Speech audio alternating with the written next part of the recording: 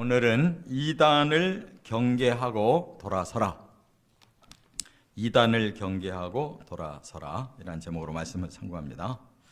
이제 사도 바울은 마지막 장 인사를 나누는 이 장에서 정말 한 가지 경계해야 될 일을 이제 메시지를 전했습니다. 이것은 바로 이단에 대한 문제인데, 초대교회부터 이단은 있었어요. 예수님 예언하신 대로 좋은 씨를 밭에 뿌렸는데 악한 자들이 와서 가라지를 뿌렸다. 그래서 이것을 발견한 대로 바로 뽑을까요 하니까 아니다. 오히려 좋은 씨까지도 뽑힐 수가 있으니 추수 때까지 놔둬라. 그때 가라지를 다 먼저 걷어서 없애고 타작해서 알곡을 드릴 거다. 이렇게 예수님이 비유로 말씀한 그대로 이제 복음과 또 비복음이 함께 자라고 있다는 거예요. 그것은 긍정적으로 보면 심판의 원리예요. 긍정적으로 보면 그래야 알곡과 가라지가 뚜렷하게 구분이 되고 어느 길을 선택했느냐에 따라서 구원이냐 심판과 멸망이냐를 우리가 선택하게 된다는 거예요. 그렇기 때문에 사람을 로봇으로 지었다면 사람의 생각과 관계없이 하나님이 일방적으로 설계한 대로 막 끌고 가실 수 있지만, 하나님은 그렇게 사람을 창조하지 않고 하나님 형상대로 창조했기 때문에 하나님의 그 품격이 사람에게 그대로 있어요. 그래서 우리가 신과 같은 성품을 닮을 수가 있단 말이에요.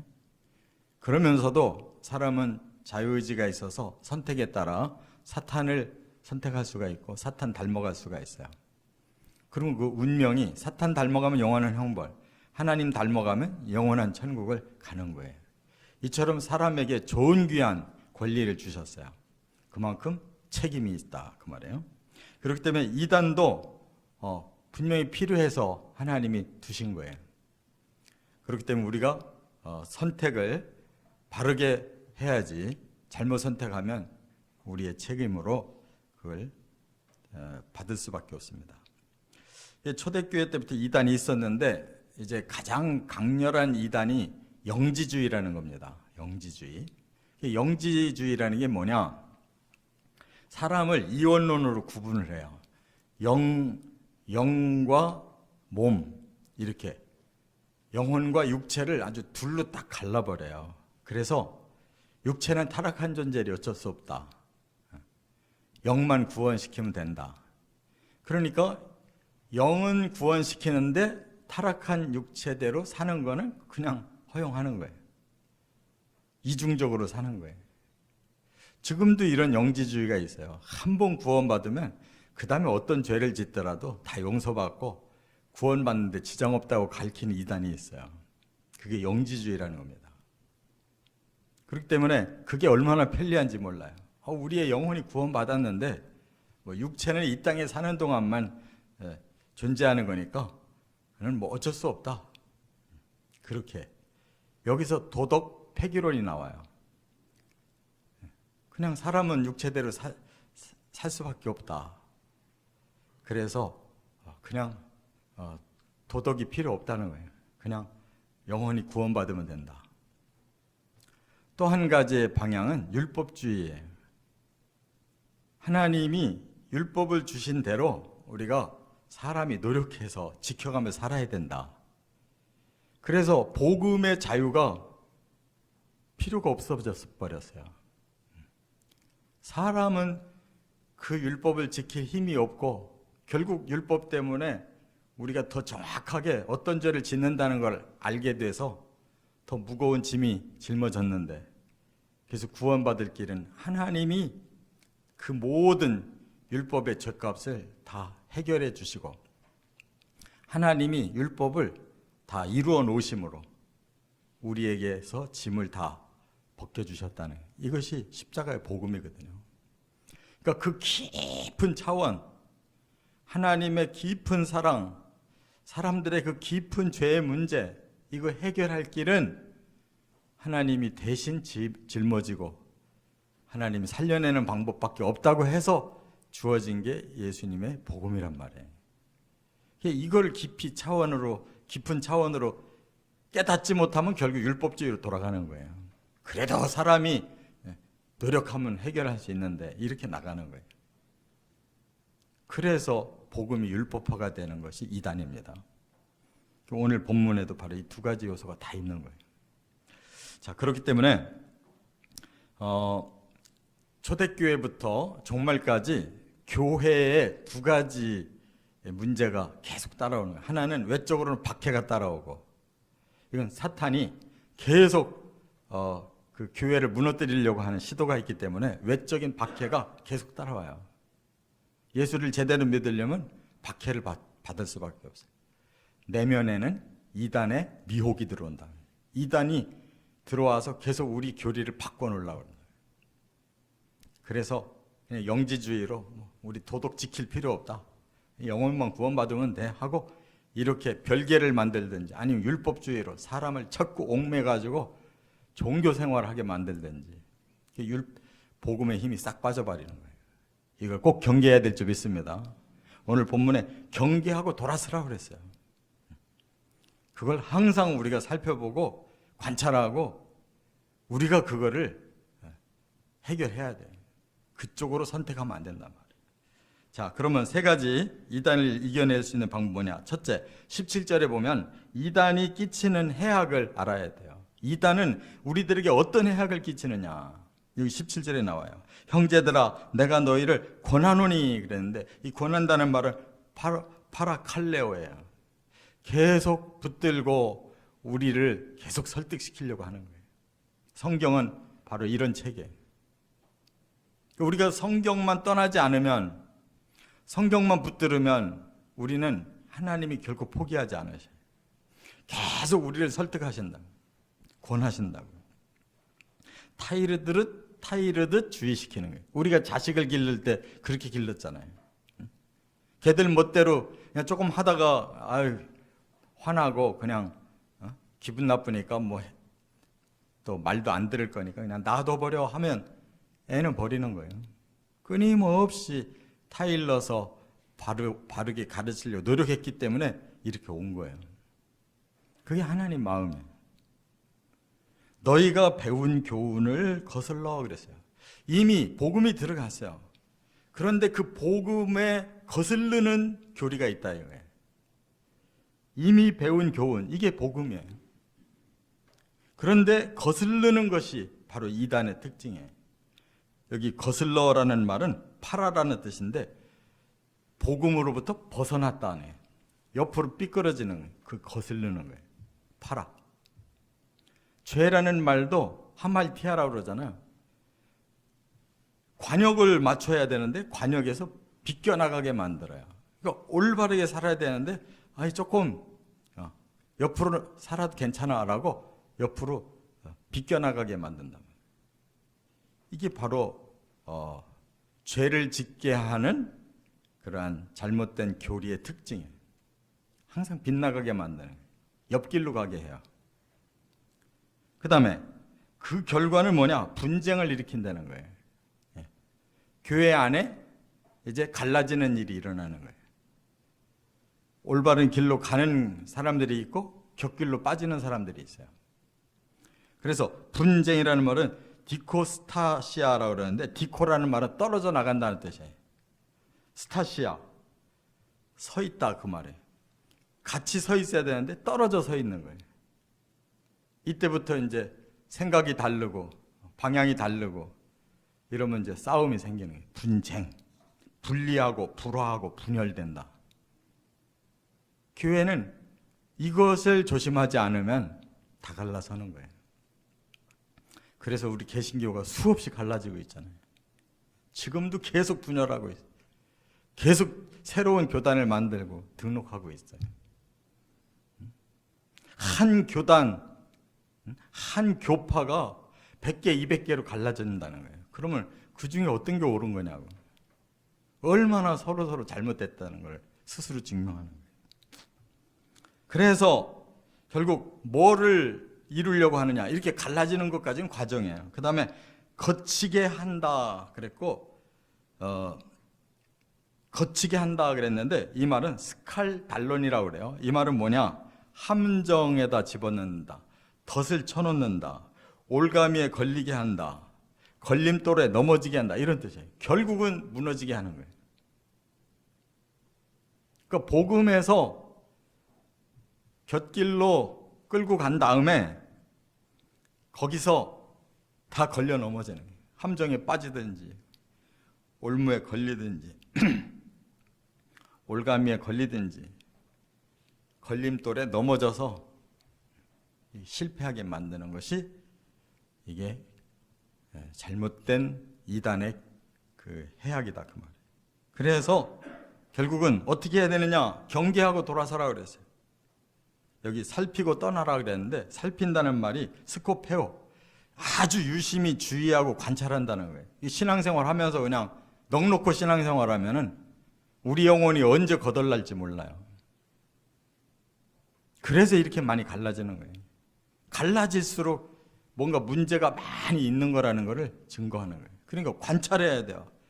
뭐가 올바른 교훈이냐, 여기서 뭐가 자꾸 곁길로 가고 있느냐, 그걸 차단해야 돼요. 그래서 떠나라 그 말은 에클리오라고 그러는데, 돌아서라 그 말이에요. 가던 길, 그 곁길로 계속 가면 안 돼. 거기서 돌아서야 돼. 본류의 길로 다시 돌아와야지. 그렇지 않으면 이단에 계속 빠져서 결국은 망한다 그 말이에요. 그 다음에 두 번째, 그러면 돌아서긴 해야 되겠는데 구체적으로 뭐가 잘못됐는지를 알아야 돌아서죠. 18절, 이단이 미혹하는 잘못된 교리가 뭐냐, 그걸 말씀했어요. 첫째가 우리 주 예수 그리스도를 섬기지 아니하고, 섬기지 않는데요. 그러니까 겉으로는 예수님 잘 믿는 것 같은데 진짜로 깊이 살펴보면 섬기지를 않는데, 겉으로 믿는 척 하는 거고 사실은 예수님의 제자로 안 산다. 여기 섬긴다라는 말을 제가 두 가지 방향이 있다고 그랬죠. 사람끼리 섬기는 거하고 하나님을 섬기는 거하고 단어가 다르다고 그랬어요. 사람끼리 섬긴다, 디아코노스, 이거는 그냥 나를 좀 하인처럼 조금만 낮추면 상대방 높여줄 수 있는 거예요.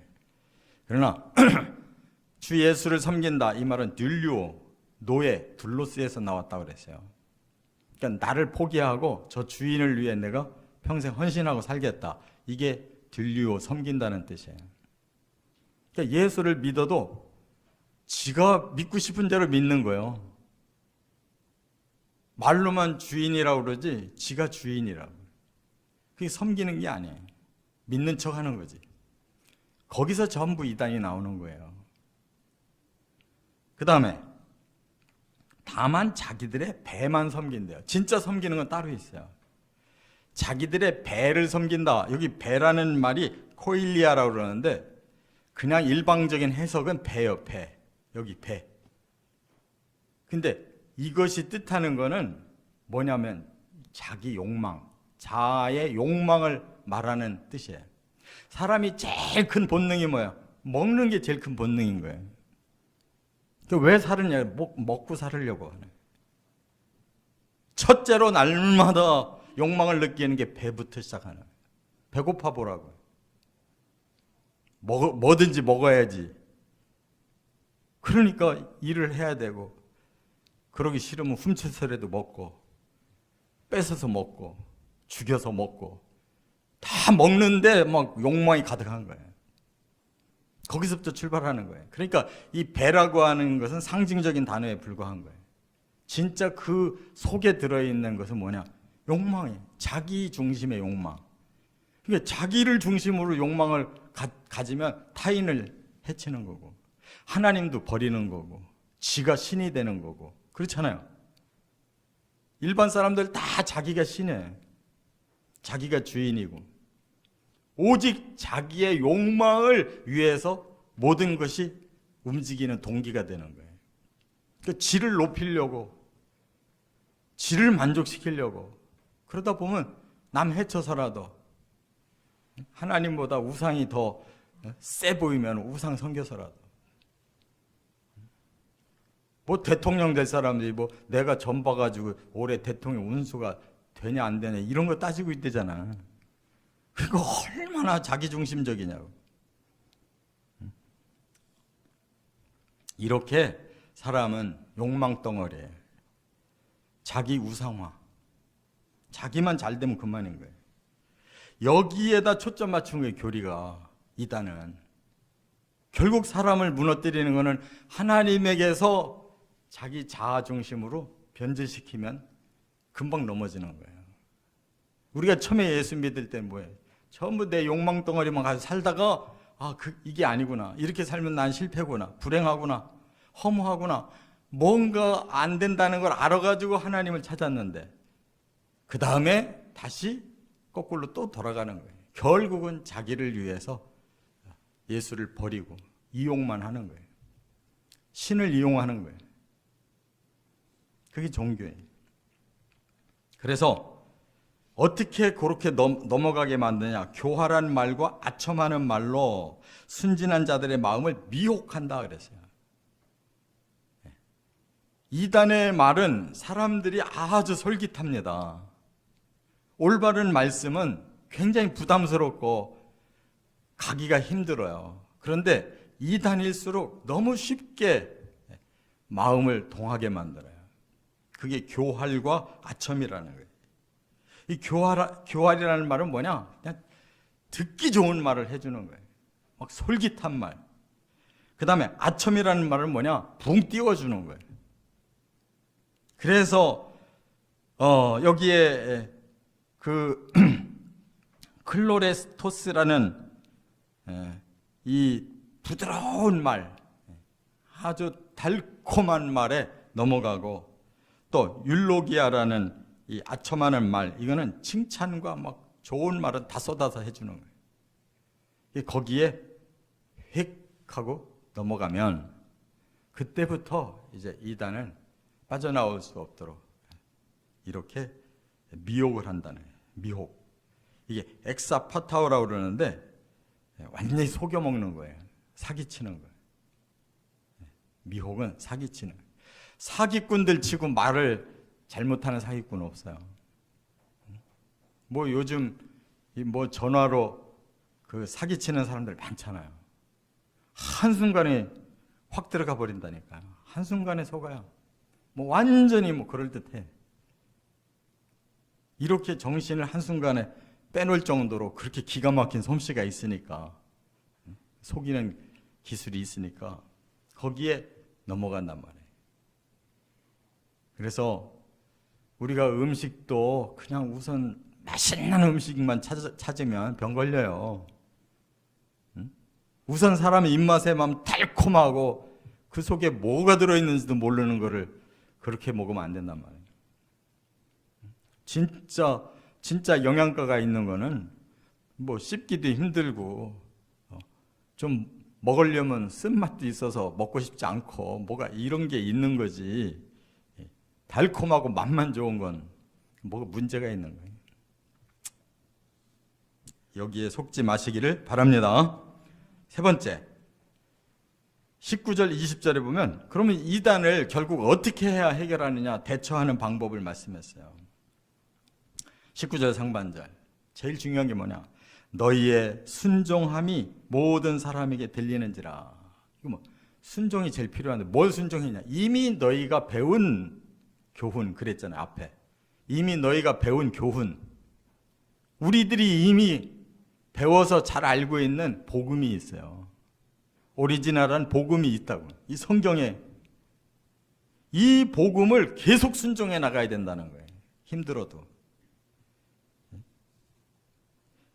그런데 이 순종이라는 말을 여기서 조금 너무 순하게 그야말로 풀었어요.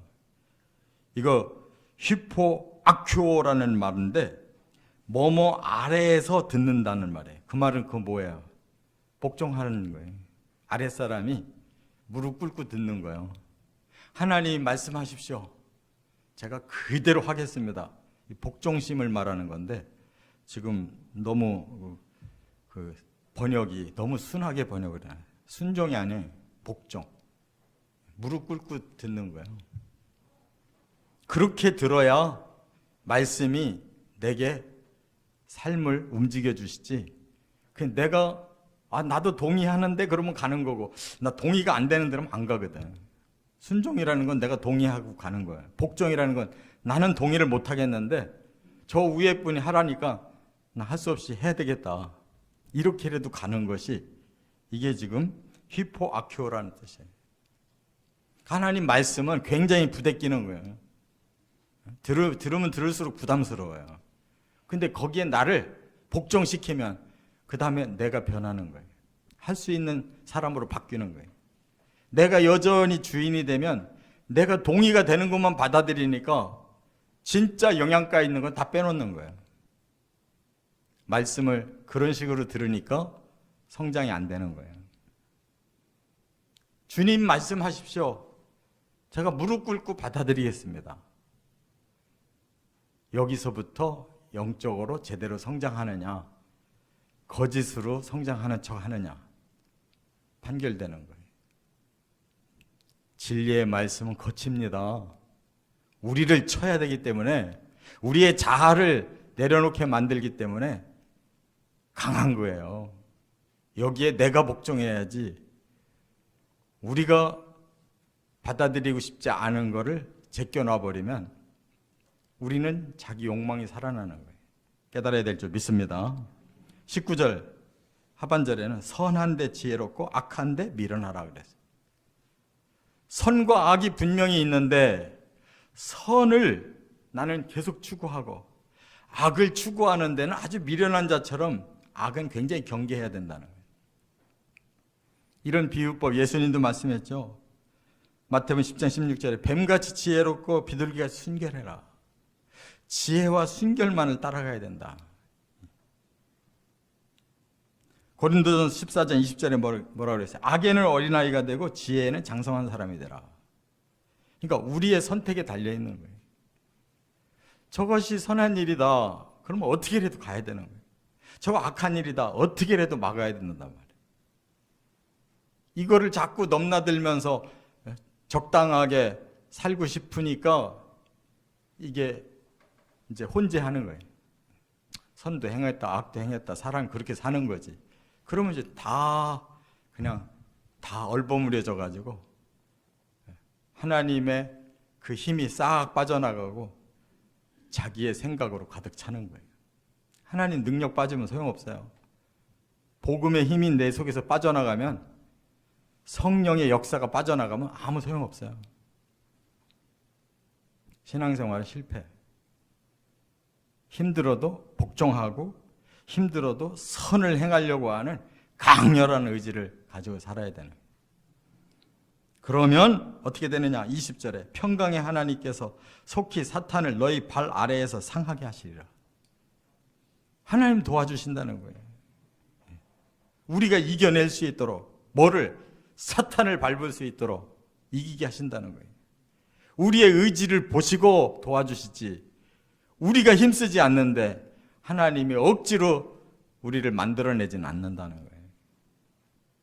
깨달아야 됩니다. 내가 해야 그 다음 하나님이 우리에게 힘 주시는 거예요. 하나도 안 하고 하나님 알아서 해 주십시오. 우리가 로봇이에요? 자기 스스로 자기를 로봇처럼 격화시켜버리는 거예요. 하나님은 우리를 가치 있게 만들었기 때문에 우리 스스로 그것을 이뤄내도록 그 의지를 줘서 하게 하시고 뒤에서 주님이 얼마든지 도와주신다는 거예요. 사탄을 우리 성도들이 발로 밟아서 이길 수 있게 해주신다는 거예요. 이렇게 업그레이드를 시켜야지 다른 방법 없어요. 이렇게 진리를 고수하고 성령의 능력을 따라가시기를 주의 이름으로 축원합니다.